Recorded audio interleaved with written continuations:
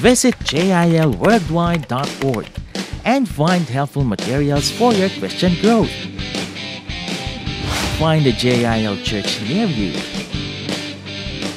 Watch timely teachings from JIL pastors. Watch JIL services live from the convenience of your home through your desktop, PC, tablet, or smartphone. Watch video podcasts from none other than the spiritual director and international president of the Jesus is Lord Church Worldwide, Brother Eddie C. Villanueva. Read motivational articles and devotional materials, freebies, and downloadables. Witness the latest happenings on JIL churches worldwide through OmniScoop. Support the ministry by placing your business ads. And a lot more. For more information, log on to jilworldwide.org now. Sasalita, ay luwalhatiin ka.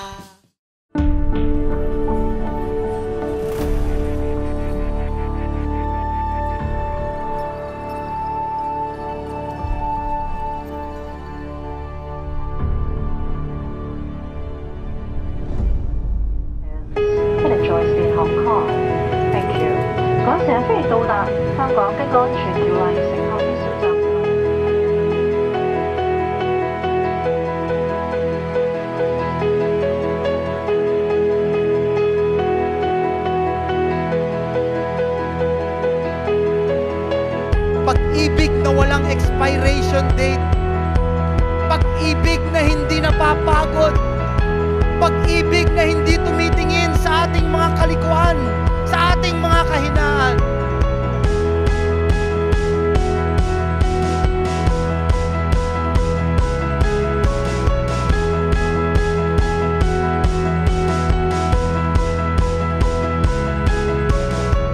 Ito po ang kauna-unahang gawain outside of the Philippines. Palakpakan natin ang Panginoon. Bishop Brother Eddie Villanueva and Dr. Dory Villanueva na siyang naunang nagtanim at nagpunla ng mensahe ng Panginoon. Kaya ho nabuksan ng JIL Hong Kong. Alam niyo po, ang prayer ko lang ngayon, sana especially sa mga pioneers ng JIL Hong Kong, na sana ngayon maramdaman nyo that God is telling you, wow, you have done such wonderful thing in this ministry. And everything from there, step by step, we felt God's hand.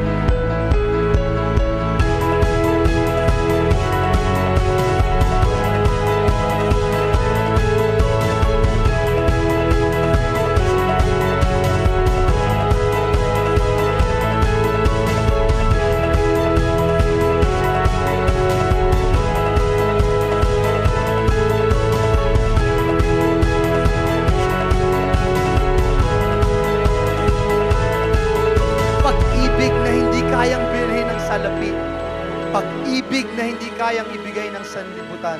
Ito po ang God's unfailing love. God is good! And all the time, minsan pampalakpakan po natin ang Panginoon. Magandang hapon na po sa inyong lahat. Sa Kapampangan, mayapanapon, kay Kongan. Tama ba? Tama po.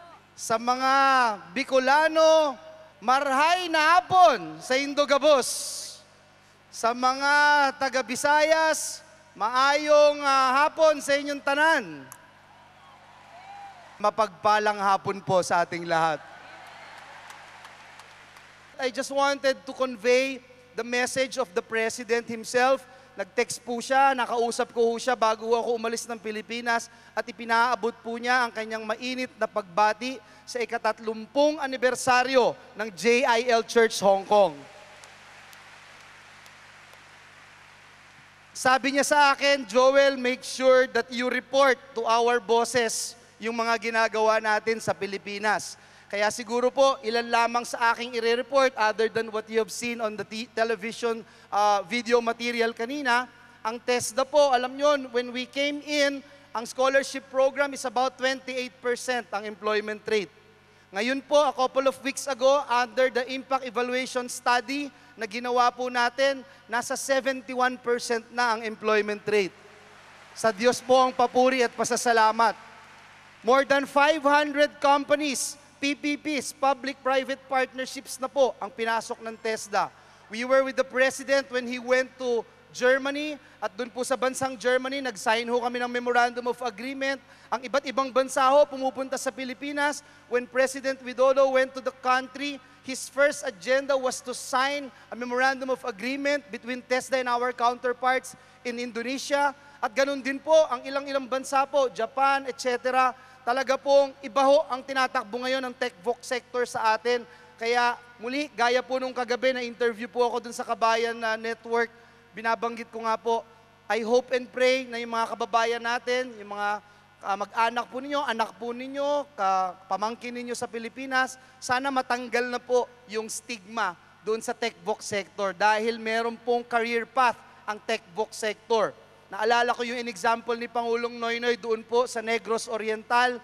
Siya po ay nag-aral ng automotive servicing, nasa Australia na po siya at doon sa Australia ang sweldo niya 225,000 pesos a month. Sabi nga po ni Pangulong Noynoy, pagkatapos ng presidency niya, mag-e-enroll din siya sa TESDA.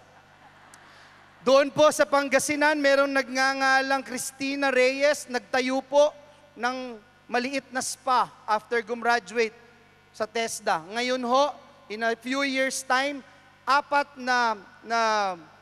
na branches meron siya sa buong Pangasinan. At ito yung Habitat Spa. Meron siyang 30 mahigit na empleyado na natutulungan na bigyan ng hanap buhay. Yung pong IT BPM sector is booming in the country. In the next year or so, they are looking at to becoming a $25 billion industry. At nakakatuwa po because yung call center industry, naungusan na po natin ang India at number 1 na ang bansang Pilipinas. Maraming magandang bagay na ginagawa ang Diyos sa ating bansang Pilipinas at naniniwala po ako ang bawat isa sa inyo ay parte nito. Hindi lamang sa pagbibigay ng remittances, kundi lalong-lalo na sa inyong mga pananalangin at suporta sa ginagawa ng ating pamahalaan. Kaya minsan pa, maraming salamat po sa inyong lahat sa ngalan ni Juan at Juana de la Cruz. Maraming salamat po. God is good!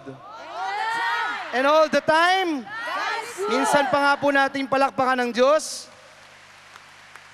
Pwede ho bang tumayo po na tayong muli? At sino po ba rito yung hindi nagsasawang magpuri at sumamba sa Diyos? Taas po yung kamay.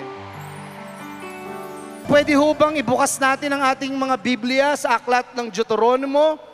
Deuteronomy chapter 5, verse 10. And I'm reading from my New International Version Bible, Deuteronomy chapter 5, verse 10. Ito po ang tema ng ating anibersaryo ngayong araw na ito. At ang sabi po dito, but I lavish unfailing love for 1,000 generations on those who love me and obey my commands. The Lord bless the reading of His Word. Pwede po tayong maupo. Napakaganda ng tema ng ating anibersaryo, God's unfailing love. Pwede po ba natin sabihin, God's unfailing love? Di nagmamaliw na pag-ibig ng Diyos. Sino po ang naniniwala na di nagmamaliw ang pag-ibig ng Diyos? Itaas po ang kamay. Kung mayroong isang bagay sa mundo na ito na ang lahat ng tao sa mundong ito ay gustong ma-experience, ay yung pong salitang unfailing love. Maranasan nila yung pong pag-ibig na walang katulad, hindi nagmamaliw, hindi nagpe-fail. But sadly, we live in a world na masasabi natin fallen world, a sinful world. Everybody fails.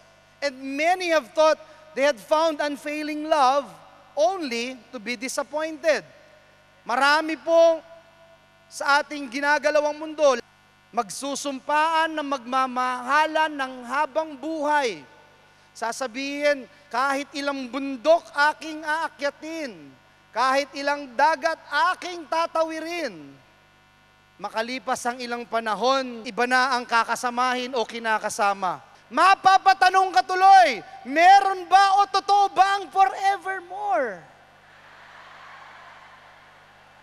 Totoo bang may forever? Sa mundong pupwede kang pagtaksilan. Sa mundong pupwede kang pagsawaan. Ako ho'y major in economics at sinasabi, ang needs and wants are always unlimited. Never ending. Kaya madaling magsawa ang isang individual. Kaya ang tanong nga po ba posible ba ang unfailing love?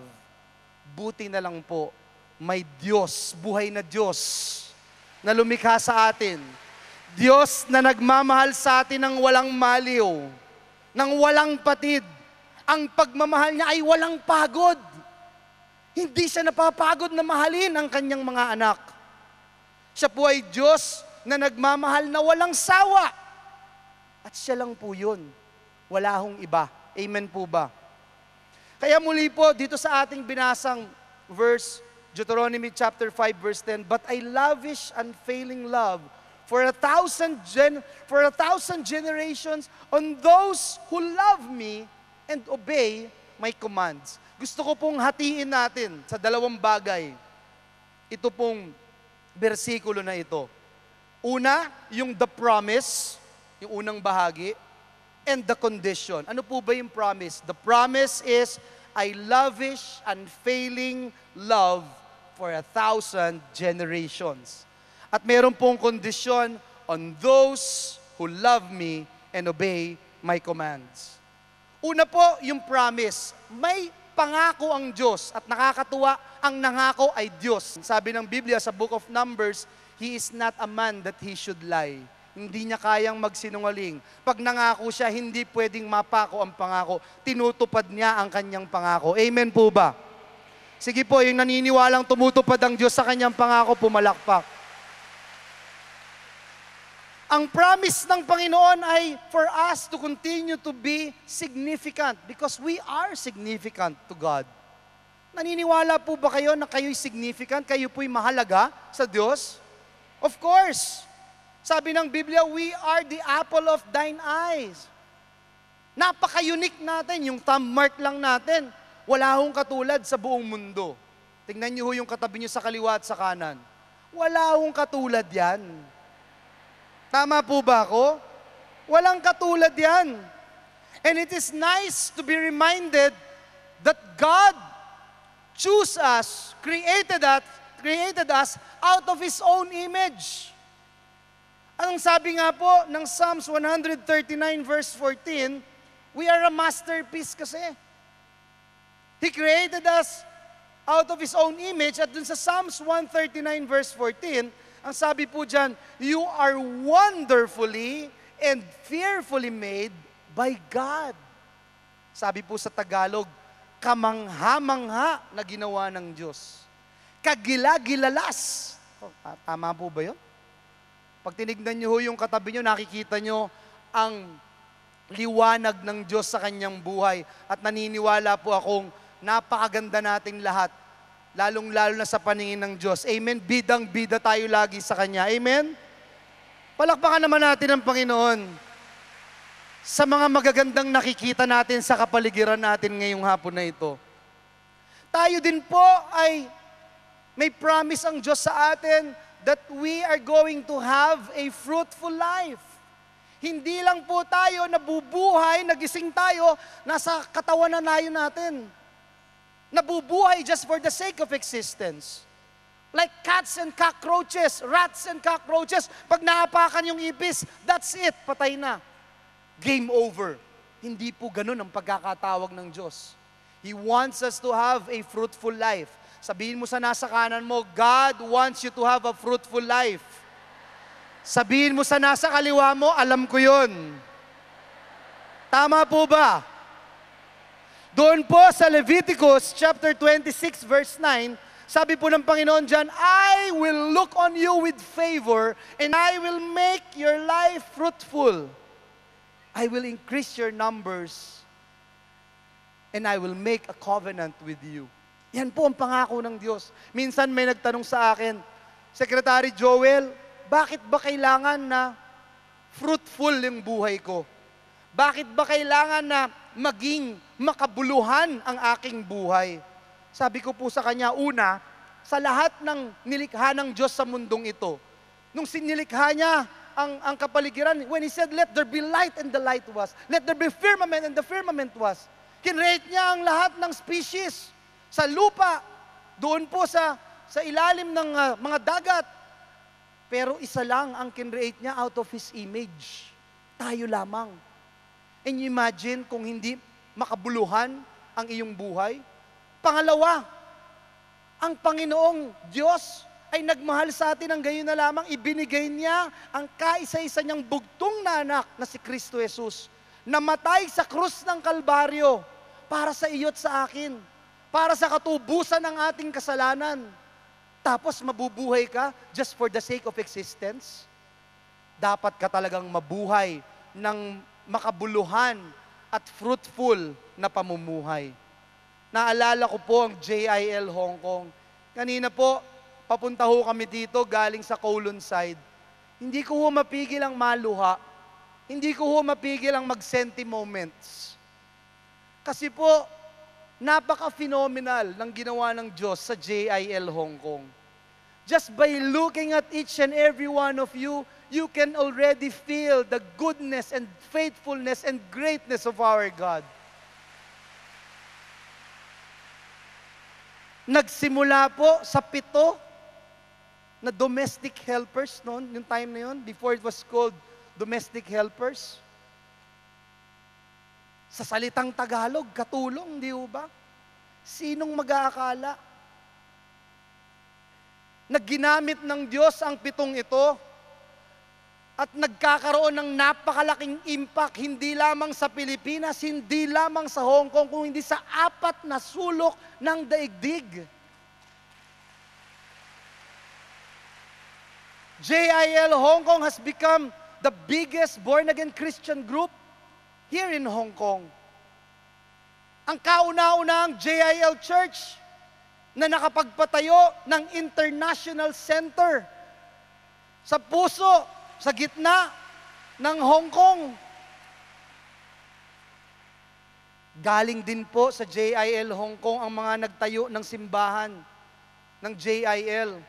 Nagpasimula, nagmisyon mula po sa iba't ibang lugar sa Asia. Mula po sa iba't ibang lugar sa Asia, doon po sa Amerika, doon po sa Europa, doon po sa Canada, lahat galing ng JIL Hong Kong.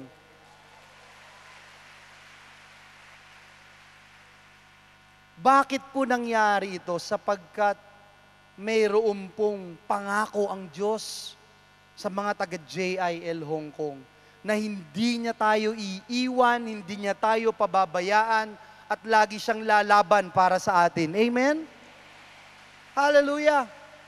At ngayong araw nga po na ito, we are celebrating the goodness and faithfulness of the Lord. 30 taong anibersaryo ng JIL Hong Kong. Sabi po ni David dun sa Book of Psalms, I am young but now I am old, but I have never seen the righteous forsaken or their children begging bread. Damang-dama ko po sa JIL Hong Kong. Saan man ho ako magpunta, saan man panig ng daigdig, saan man panig ng lugar sa Pilipinas, merong babati siya, brother, ako'y galing JIL Hong Kong. Pag ngumiti siya, yung ngiti, hindi kayang bilhin ng salapi. Kakaibang ngiti. Yung kapayapaan na kanyang nararamdaman, hindi kayang bilhin ng salapi. Hindi kayang bilhin o ibigay ng mga politiko o ng kahit na anong wealth o riches in this world.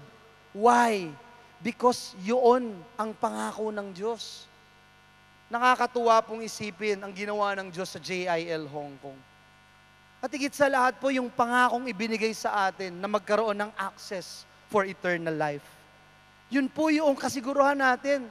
Yun po yung confidence natin. Ano man ang mangyari sa mundong ito, alam natin, tayo ay nakatayo sa isang matibay na bato na hindi magagapi ni numan, hindi mamumove ni numan, sapagkat alam natin tayo'y nakatayo sa foundation of the Lord. Amen? Come on, you can do better than that for the glory of our God. Romans 3:23, that all have sinned and fall short of the glory of our God. No exception. And in fact, sabi ng Romans 6:23, for the wages of sin is death. Listen carefully please. Ito yung napakahalagang katuruan na alam nating hindi dapat nami-miss ni numan. Na ang bawat isa, for the wages of sin is death. Ang bawat isa ay mayroong hatol na. Tayong lahat, parang yung mga langgam na nagmamarcha dire-diretso, di ba? Kahit anong gawin mo, dire-diretso pa rin. Kahit na meron ng apoy na nagliliyab sa harap nila, dire-diretso pa rin. Alam nila, diretso. Sabi nung nasa tabi nila, diretso. Papunta ho tayong lahat ng impyerno eh. Sabi po ng Romans 6:23, pero, but, the gift of God is eternal life through Christ Jesus our Lord.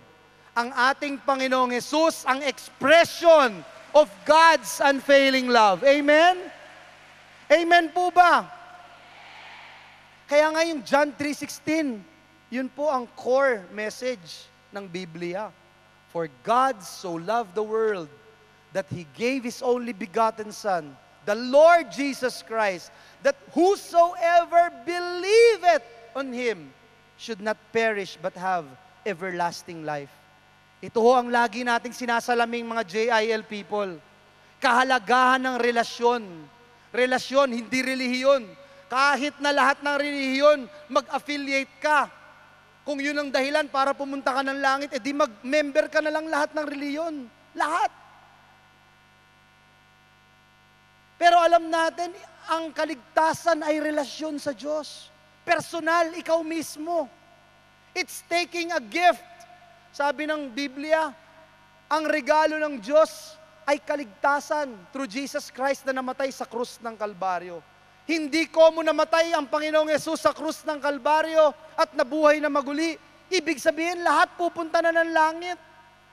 Kung may regalo po ako sa inyong iPad, hindi ko naman kaya kayong regaluhan lahat. Ang dami nyo.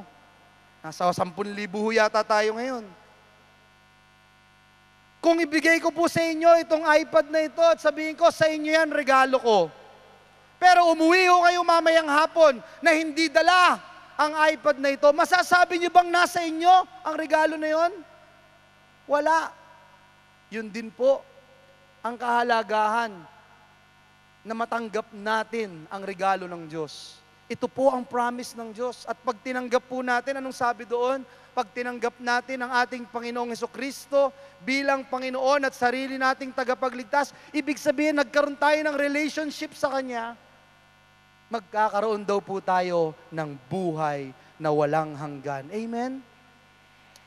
Napakasarap po. Napakasarap po na natutulog ka ng gabi. Alam mo na pag nagising ka o hindi ka man magising doon sa kama mo, alam mo kasama mo ang Diyos.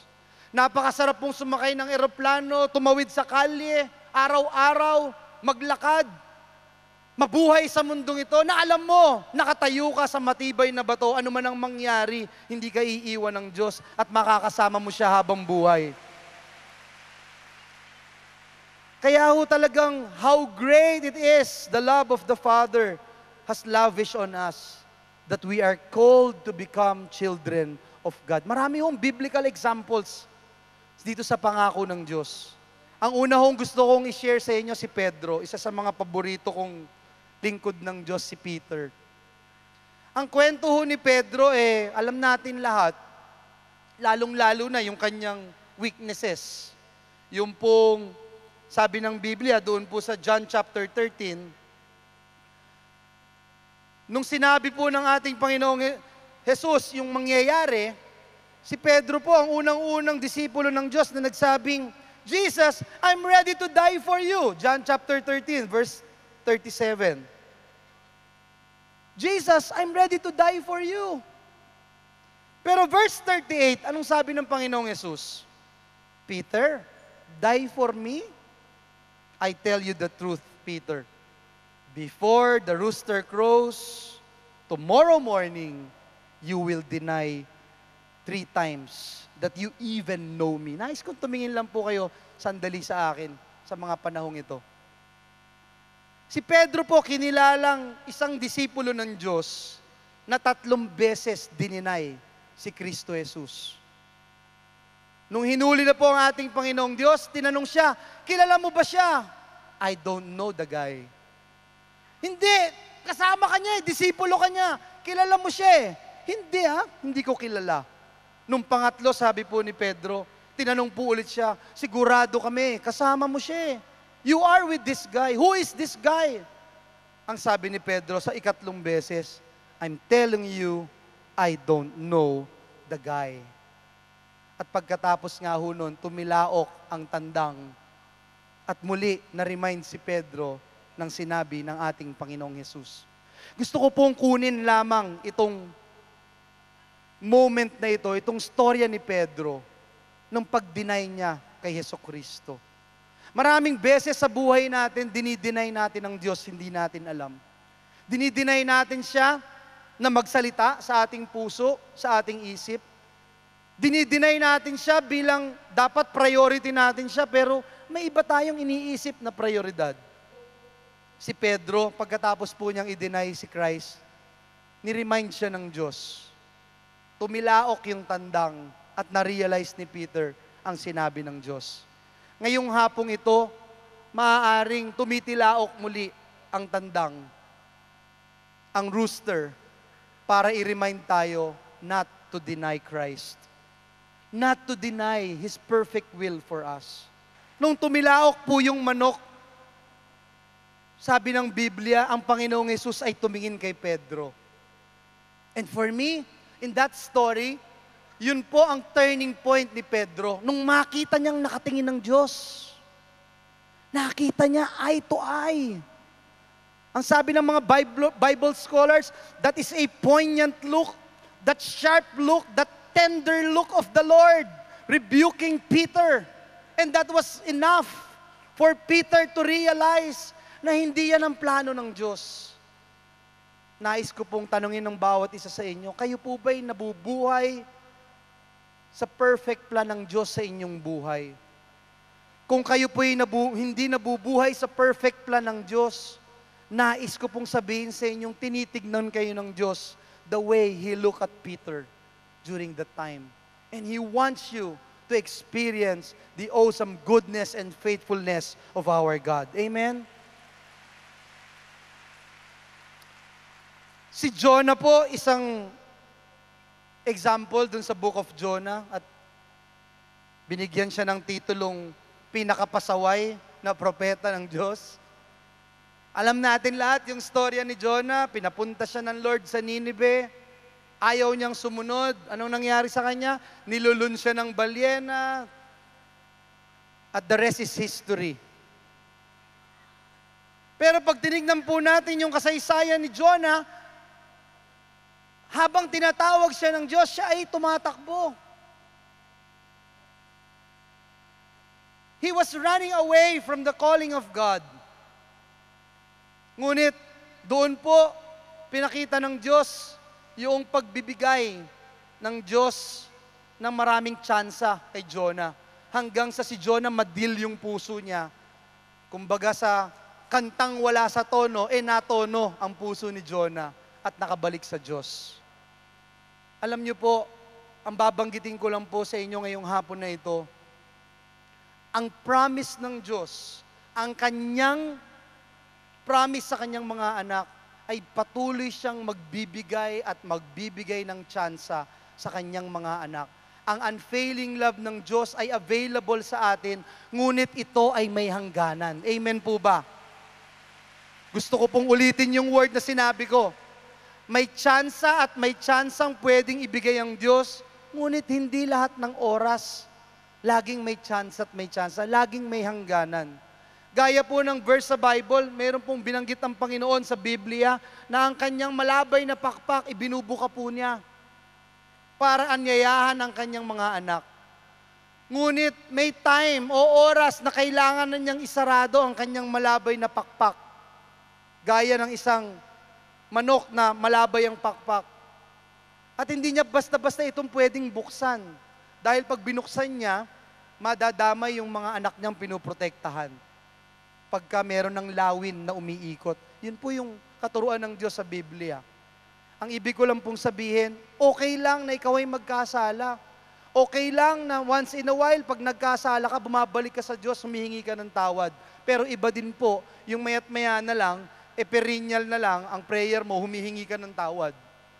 Hindi po ako nagpaparinig, bato-bato sa langit. Iba rin po yung nabubuhay sa kasalanan, at iba rin yung nagkasala at humihingi ng tawad. Amen po ba? At ang promise ng Diyos sa humihingi ng tawad, kahit na ano pang laki ng iyong kasalanan, kahit sinlaki pa ng malalaking bapor, dyan po sa karagatan, ang pag-ibig ng Diyos mas malaki sa karagatan para ibigay sa atin. Amen po ba? Unfailing love po mayroon ng ating Panginoong Diyos. Yung pangalawang bagay po, ang sabi natin yung una, the promise. The promise of God's unfailing love. Pag-ibig ng Diyos na hindi nagmamaliw. Yung pangalawang bahagi po, yung kondisyon. The condition, sabi po dyan, on those who love me and obey my commands. Sa general rule, ang bawat binibigay po sa atin ng Diyos, for example, ang salvation, meron pong kondisyon. Amen po ba? Generally speaking, yung 2 Chronicles 16:9, that the eyes of the Lord run to and fro to show Himself strong. Nais pong ipakita ng Diyos yun, na malakas siya. Pero ang sabi po doon sa dulo ng verse, for those whose hearts are committed to Him. Amen po ba? Generally speaking, may kondisyon. Itong sinasabi ng Diyos na promise po niya that I lavish unfailing love for 1,000 generations.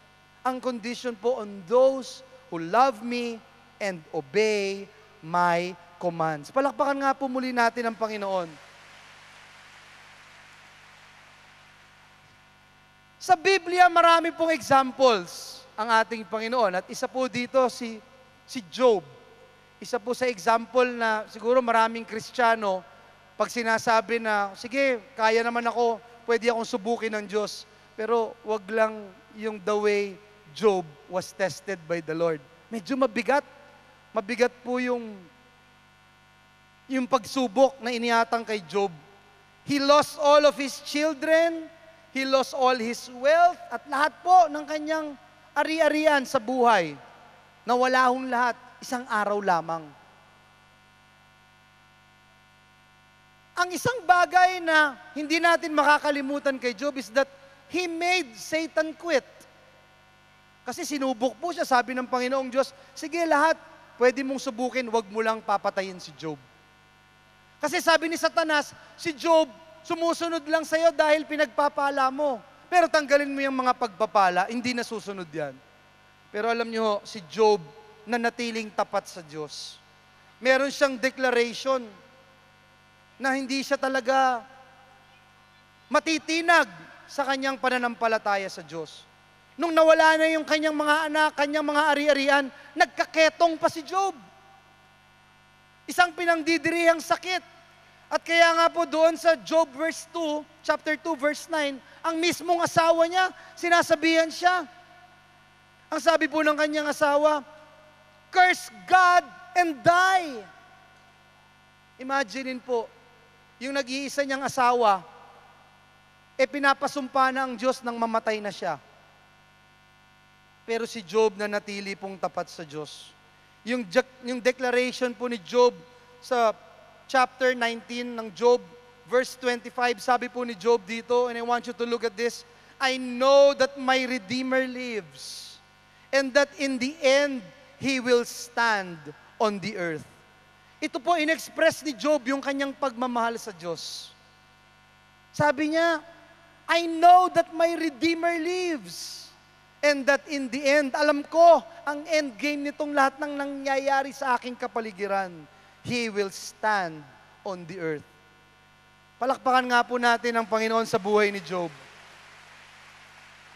There's no shortcuts in fulfilling God's mandate. Hindi nag-cheat si Job. Hindi nag-shortcut. May mga iba, nag-cheat sa Diyos. Akala, pwedeng lokohin ng Diyos. Yung mga iba, konting pagsubok lang, nag-give up na. Pero sabi ni Job dun sa Job 23 verse 10, He knows the way that I take, referring to God. When He has tested me, I will come forth as gold. Sabi niya, lahat ng ito, mawawala din, matatapos din. Ano mang bagyo, pagsubok, kapatid, ang iyong nararanasan ngayong araw na ito, hindi araw-araw dumadaan ang bagyo. Darating ang panahon, titigil din ang bagyo, sisikat din ang araw, at ipapakita ng Diyos ang kanyang kapangyarihan sa iyong buhay. At ano po ang nangyari kay Job pagkatapos niyang mapagtagumpayan? Pagkatapos niyang hindi mag-quit? In Job chapter 42 verse 10, the Lord restored Job's prosperity after he prayed for his friends. The Lord doubled everything that Job had once possessed. Dinoble ng Diyos. Dahil hindi nag-quit si Job. Naalala ko po, yung kinukwento kanina ni Sister Gladys, nag-iisang girlfriend ko po dati, ngayon asawa ko na.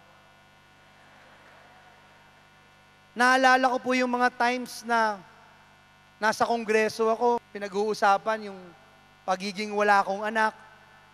Halos 8 taon po yun. Masakit sa isang lalaki yung bibiruin kang baog ka. Inoperahan ho ako doon sa NKTI. Pumunta kami ng Singapore, pumunta kami ng Amerika. At I remember doon po sa Singapore, there was a time na nung sinabihan po kami na hindi na kami magkakaanak. Napakasakit po eh. Si Sister Gladys umiiyak. Kasi, sabi, end of the line. Wala na raw hong paraan o gagawin kami para magkaanak kami. And, lumakad ho kami dun sa orchard sa Singapore. Lumalakad po kami. I was trying to be strong for my wife. She was crying. Hawak-hawak ko yung kamay niya, umiiyak siya.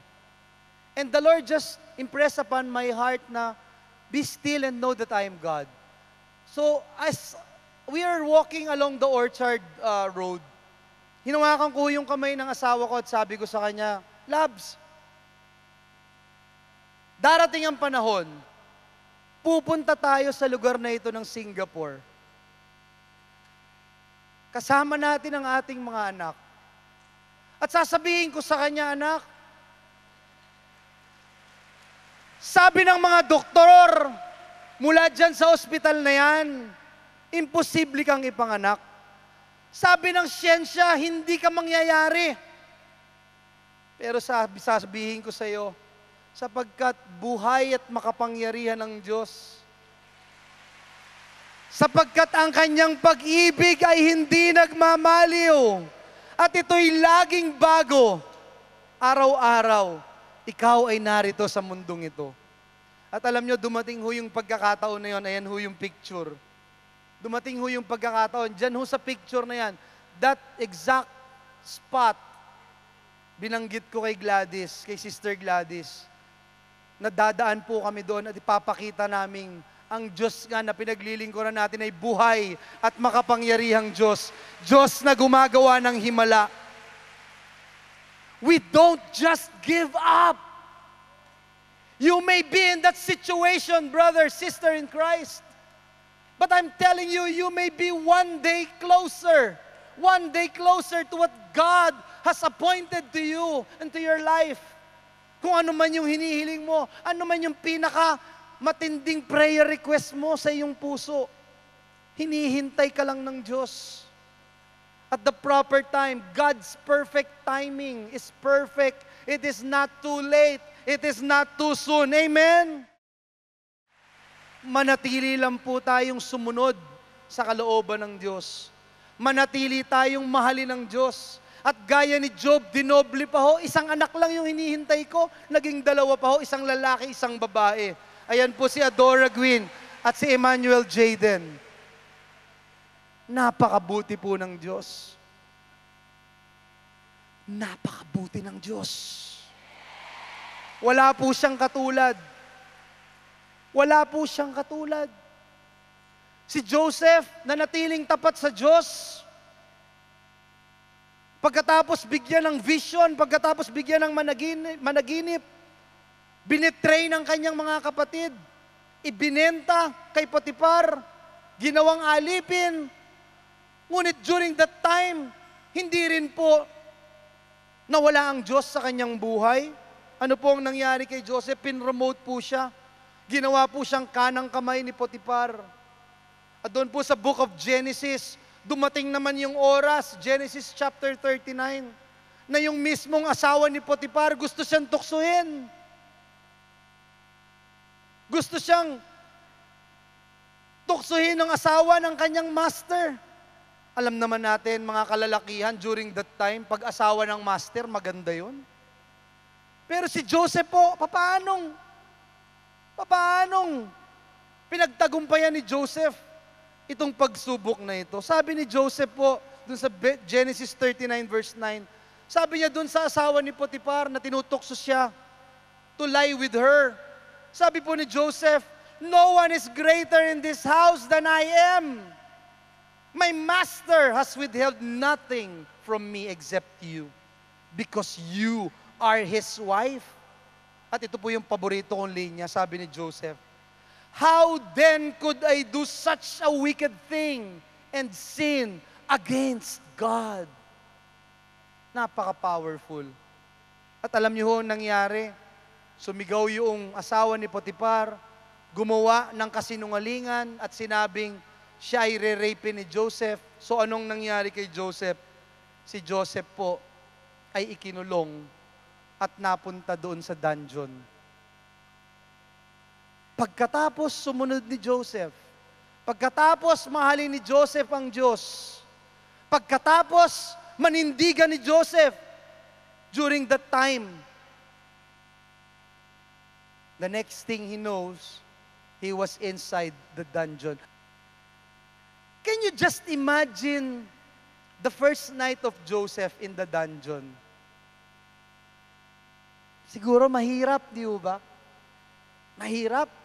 Pagkatapos mong sundin ng Diyos, mahalin siya, ipaglaban siya, tumayo at manindigan sa katotohanan at katarungan at katwiran. Tapos kinulong si Joseph. Nandun sa dungeon. At hindi ho siya isang araw lang doon, taon-taon ho, maraming taon ho nandun siya sa dungeon.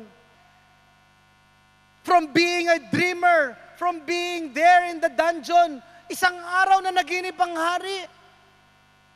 At sabi nung cupbearer, nga pala, nakalimutan ko na may Joseph na nag-i-interpret ng dream at the rest is history. Si Joseph ang naging pinakamakapangyarihang tao sa balat ng lupa during his time, sapagkat sinamahan siya ng Diyos, sapagkat natuto niyang mahalin at sundin ang kalooban ng Diyos. Amen po ba? Laging may promotion pag tayo'y sumusunod sa Diyos. Laging may ibibigay na mas magandang bagay ang Diyos pag nakitaan niya tayo ng kabaitan, pag na-please natin ang puso ng ating Panginoong Diyos. In the Bible, love for God is directly connected to obedience. Obedience attracts God's unfailing love. Amen po ba? Sabihin nga po natin uli, obedience attracts God's unfailing love. Kaya po yung blessing, yung favor na galing sa Diyos, yung promotion, kagalingan, lahat po yan. When we obey God, nagmamanifest po ang pagmamahal ng ating Panginoon. Amen? Palakpakan mga po natin muli ang Diyos. Hallelujah! Yun po kasi yung sabi ng John 14:15. If you love me, keep my commands. Sa John 14 verse 24, he who does not love me does not keep my words. Kaya napaka-importante ng pagsunod sa Diyos. Naalala ko si Haring David. Si Haring David na sinabihan ng Diyos, a man who is a man after God's own heart. Doon po sa Acts chapter 13 verse 22, yun po ang sabi ng Panginoon. Si David po ay isang example nitong ating tema ngayong hapon na ito. Yung God's unfailing love. Yung pong pagmamahal ng Diyos for 1,000 generations. Si David po ang isa sa pinakamagandang example nito. Si David po kasi nung hinahanap po ni Propeta Samuel yung i-anoint, he was looking dun sa matatangkad, malalaki yung katawan, matitipuno yung katawan. Pero sabi ng Panginoon, I look at the heart. At si David, sabi po doon sa Acts chapter 13 verse 22, I found David, son of Jesse, a man after God's own heart. Bakit? Because he will do everything I want him to do. Hindi po karamihan ng gusto ng Diyos ang gagawin ni David. Hindi po mas madami ang gagawin ni David. Hindi po. Everything, lahat-lahat gagawin ni David. Kaya nga po yung commitment ng Diyos sa kanya, yung anak niya, yung apo niya, nagkakasala, paparusahan ng Diyos, hindi maparusahan ng Diyos. Bakit? May commitment siya kay David eh. At ito pong commitment na ito ay the same commitment na makukuha natin sa Diyos ngayong hapon na ito if we have the right heart. Amen po ba? That God's unfailing love will be extended not only to us, but also to our families, to our loved ones, to 1,000 generations. Amen? Hallelujah! Ito po ang promise ng Diyos. But I lavish unfailing love for 1,000 generations. On those who love me, on those who love me, on those who obey my commands. Unfailing love. Pag-ibig na hindi nagmamaliw. Pag-ibig na walang expiration date. Pag-ibig na hindi napapagod. Pag-ibig na hindi tumitingin sa ating mga kalikuan, sa ating mga kahinaan. Pag-ibig na hindi kayang bilhin ng salapi. Pag-ibig na hindi kayang ibigay ng sanlibutan. Ito po ang God's unfailing love available for all of us. Can we give the Lord the best clap of praise?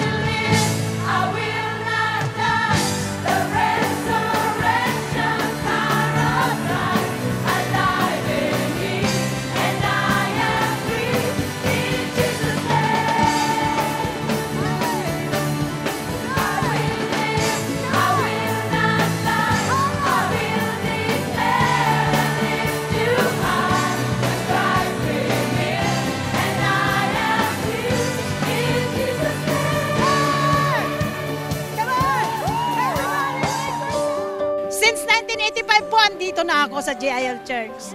I'm from Aurelio, a Bible teacher, until now here in Hong Kong. Sa buhay ko, hindi ako iniwan ni pinabayaan ng Diyos. To God be the glory. Friday group kami. Hindi kami talaga nakakalabas ng Sunday, but by faith, pinalabas kami ng employer namin. That's why we are so blessed. We are part of the 30th anniversary of the God's unfailing love. Amen!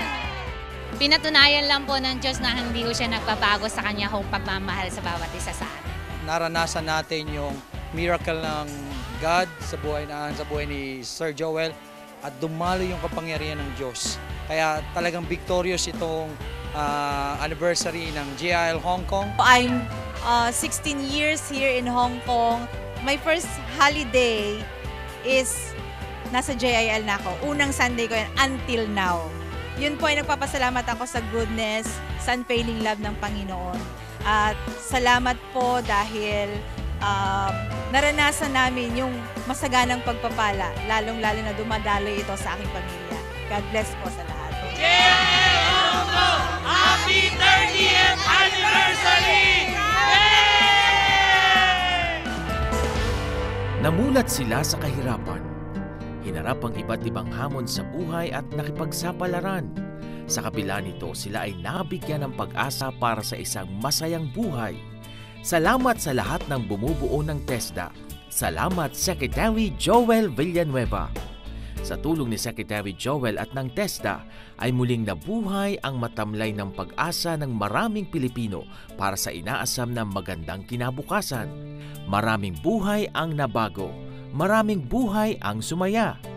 Simula noong 2010, lalong sumigla ang TESDA sa paghahatid ng tulong sa ating mga kababayan ng pamunuan nito ni Secretary Joel Villanueva. Ngayon, ito ay itinuturing na sa isa sa mga best performing agencies ng pamahalaan. Naging inspirasyon at ehemplo ng mga empleyado ng ahensya ang pagiging transformational leader ni Secretary Joel upang higit nilang paghusayin ang kanilang paglilingkod para sa ating bayan. Sa loob lamang ng 5 taon na bago ang pananaw ng mga Pilipino sa second-rate status ng TechVogue sa Pilipinas. Kung ikukumpara sa mga bilihit, dati-rati ay hindi gaanong pinapansin ng TechVogue sa bansa. Ngayon, ito ay patok na sa marami nating kababayan. Yan ay dahil sa mga magagandang reforma na ipinatutupad ni Secretary Joel sa TESDA kasama ang mga opisyal at empleyado ng TESDA na hangarin ay dekalidad na serbisyo para sa ating bayan. Sa 5 taon ng masayang pagbabago, nakagawa ng magandang kasaysayan ang TESDA. Sa unang pagkakataon, nakamit ng TESDA ang nationwide ISO certification. Isa itong patunay na quality assured at world-class ang serbisyo ng ahensya. Sa panunungkulan din ni Secretary Joel, mas inilapit at binuksan sa marami nating mga kababayan ang mga trainings na handog ng TESDA. Milyong-milyong mga Pilipino na ang nabigyan ng dekalidad na kasanayan o skills sa iba't ibang qualifications. Kabilang na riyan ang mga beneficiaries ng Private Education Student Financial Assistance o PESFA at Training for Work Scholarship Program o TWSP.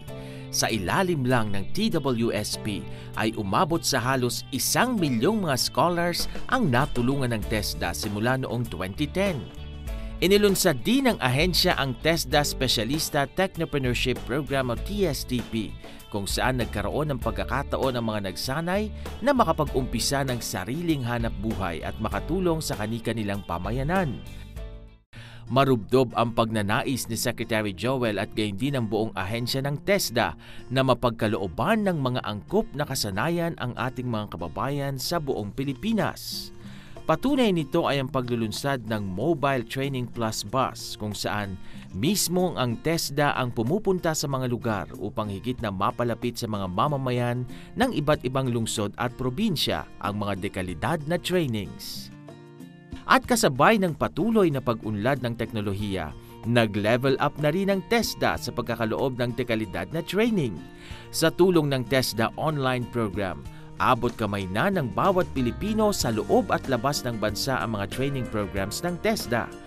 Sa ngayon ay aabot na sa mahigit 579,000 ang naitalang gumamit ng TESDA online program sa loob at labas ng bansa.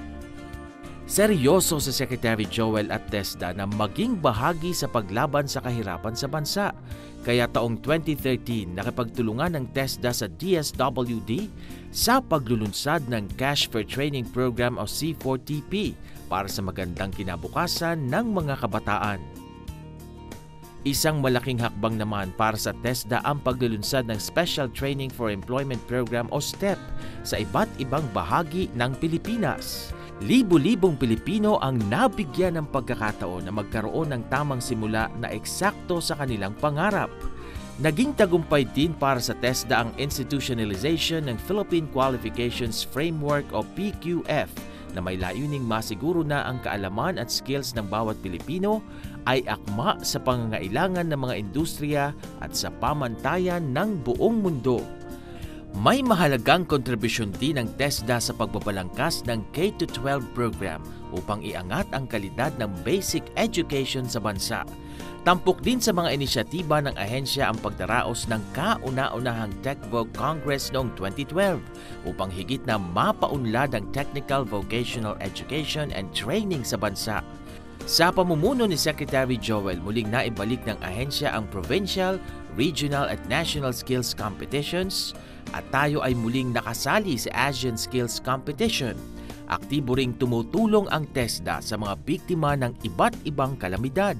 Bahagi rin ng kasaysayan ng ahensya na sa unang pagkakataon ay naging TESDA specialista ang namumuno.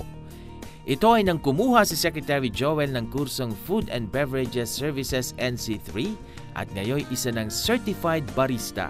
Hangarin ni Secretary Villanueva na maging inspirasyon sa ating mga kababayan na maging TechVoc graduates. Sa pangunguna ni Secretary Joel, nabuksan ang pakikipagtulungan ng TESDA sa iba't ibang pribadong kumpanya at mga ahensya ng gobyerno sa paglulunsad ng mga programa na mag-aangat sa kalagayan ng mga Pilipino.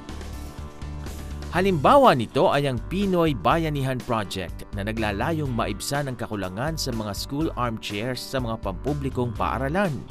Sa pagtutulungan naman ng TESDA at Coca-Cola Philippines, napapalago ang kakayahan ng mga kababaihan sa larangan ng pagnenegosyo sa pamagitan ng sari-sari store training and access to resources o STAR program.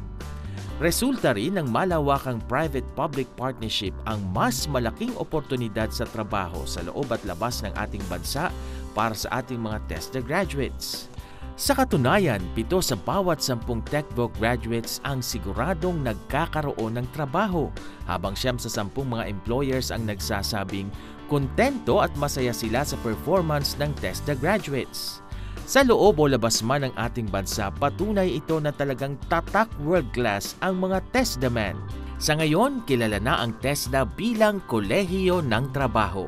Patunay lang na may magagandang trabaho na naghihintay sa ating mga TESDA graduates.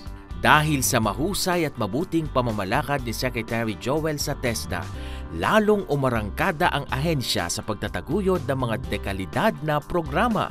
Mas dumami ang mga Pilipinong nagkaroon ng magagandang oportunidad sa trabaho at naabot ang kanilang mga hangarin sa buhay. Hindi po titigil ang TESDA sa pagsusulong ng mga programa na magbibigay ng magandang kinabukasan sa ating mga kababayan. Ang hangarin ni Secretary Joel na sumaya at gumanda ang buhay ng bawat Pilipino ay siya ngayong nagbibigay inspirasyon at lakas sa kanya upang ipagpatuloy ang paglilingkod sa minamahal na bayan. Joel, alam kong batid mo, talagang hindi madali itong buhay na pinasok natin bilang mga likod bayan. Sa karanasan ko, kampanya pa lang, nandyan na ang maraming hamon at pasakit. Sa paggising, sa pagkain, hanggang sa pagtulog, hindi ka titigilan ng panlalait at paninira. Kapag nagpahinga ka, mapapaisip ka rin. Ano pa ba ang dagdag na magagawa? Pipilitin mong isagad lahat ng kayang gawin dahil alam mong marami pang problema kailangan tugunan. Kapag talagang masakit na ang katawan mo at pagod ka na, ninipis ang buhok mo at ang masasabi mo na lang, bahala na ang Diyos sa atin. May araw namang dama mo na dumating man ang araw na sabihin sa iyong finish or not finish, pass your papers, masasabi mong talagang may naiambag ka. Ang masakit, may lang inuuna ang pansariling agenda na pipiliing siraan ka, pati na ang magaganda mong nagawa. Kaya payo ko lang, Joel, mas bata ka naman ng kaunti sa akin, kaya relax ka lang. Ituloy mo lang ang pagiging isang mabuting huwaran. Kung ikaw, life begins at 40, ako, matagal ko nang nasimulan yan, mga 5 years ago. Ilang taon lang ang nagdaan, pero pakiramdam ko, dekada-dekada na ang itinanda ko. Para bang lumipas na ang kalahating siglo. Ikaw, kapapasok pa lang na 40 anyos, pero sa puntong ito ng buhay mo, talagang malayo na ang narating mo. Lagi kong ang bukang bibig, bilib na bilib ako sa pagpapakitang gilas mo sa serbisyo. Sigurado ako, saksi rin ang mga kasamahan mo sa TESDA sa angkin mong sipag at sigasig. Kahit napakabigat ng trabaho sa gobyerno, nariyan ka pa rin. Nakangiti at kailanman hindi nalolobat sa pagmamalasakit sa Pilipino. Ang sabi ko nga, dala ito na matibay mong pananalig at pananampalataya sa Panginoon. Gayun din ang dedikasyon mong isulong ang daang matuwid. Joel, talagang nabibiyayaan ka ng Panginoon at nabigyan ng magandang pagkakataon ang bigyan lakas ang milyon-milyon nating mga kababayan upang masulit ang oportunidad na paunlarin ang kanilang buhay. Kung tutusin nga, sa dami ng tagumpay na nakamit mo, pwede mo nang piliing magretiro, pwedeng tumuto ka na lang sa pamilya mo. Pero alam ko, hindi mo matitiis na sagarin ang pagkakataong paglingkuran ang kapwa mo. Sakali namang maisip mo pa rin magretiro, huwag kang mag-alala. Ako ang unang-unang haharang sa iyo at magsasabing ang bata-bata mo pa, retirement na ang iniisip mo. Joel, talagang kailangan ka ng sambayanan dahil sa mga tulad mo, masasabi kong nasa magandang kamay ang kinabukasan ng Pilipino. Mahalagang pagbutihin ninyo ang pagpapanday sa hinaharap, lalo na malapit-lapit na akong maging senior citizen. Huwag mong kalimutan, kayo na ang bahala sa pensyon ko, sa PhilHealth at sa iba pang mga benepisyo. Secretary Joel Villanueva, isang maligayang arawan sa iyo.